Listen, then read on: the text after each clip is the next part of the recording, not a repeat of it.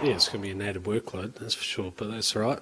Sometimes the bets are worth it, right? So I think, firstly, when Keezy asked me, is there a world in which you can do all, all jobs across all formats, I sort of had a bit of a think about it and obviously chatted to my wife, and then it didn't take a whole lot of persuading, to be honest. I think a couple of years ago when I came here, I didn't have a whole lot of knowledge about English cricket. I didn't know a whole lot of people, and fast forward 2 years, I've had a great time. Absolutely loved being in the position I'm in. I think I've got a lot more knowledge about the people and the talent that sit with English cricket, and also the structures and how things operate. And I've also built some great friendships with some of the guys, the coaches and the support staff, etc. So I know that you're not going at this one alone. You're gonna have some great support, and ultimately I looked at the opportunity and I thought, what a great chance to have a good crack.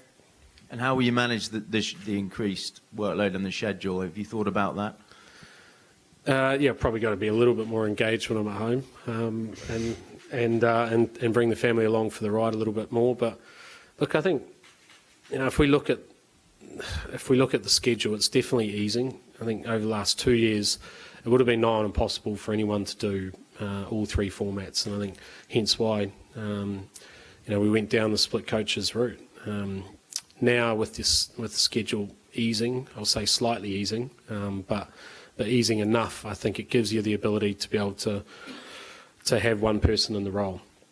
There will be times where we'll have to be smart with stepping players and also support staff in and out, and that will include myself as well. But I don't see that as a problem. I think ultimately I'm happy to be governed by the results and be the one that's in the gun if things don't work out. But there's some opportunities there for some of the other coaches which sit within our group at the moment to actually step up and run the team in a head coach capacity, just like Trez is going to do over the next series as well. So I think that's great, because ultimately, when I bugger off in 3.5 years or whatever, you want the next group of coaches, or those who that you've been able to bring along, to be viable head coach candidates, and it should last a lot longer than the time that you're there. So whilst it's a challenge, I also see it as an opportunity. There's a view that the Whiteball side is stale, stagnant. Do you agree with that, and how much re-energising do you think it needs?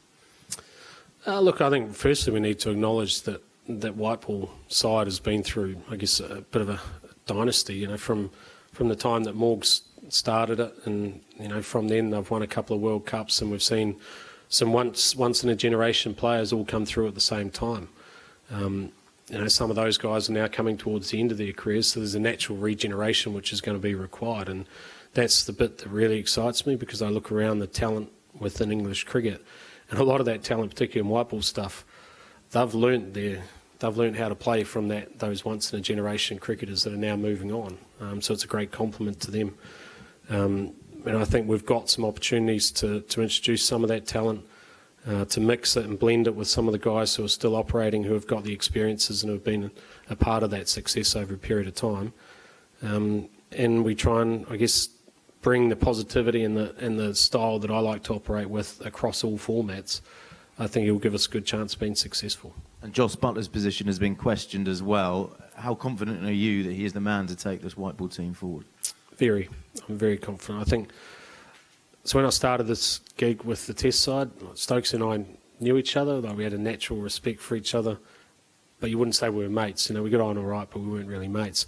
What we've developed over the last couple of years is a very close friendship where, we're to the point I call him a very close mate. And as much as you're trying to do this stuff for cricketing reasons and to try and be successful, ultimately you want good friendships and relationships to develop to last far longer than the time that you've got in the job.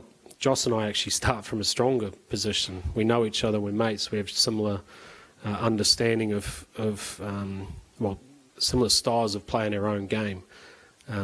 What I want from Jos, I guess, is for him to enjoy the next few years. If he was to retire today, he'd go down as probably the greatest Whiteball player England's ever produced.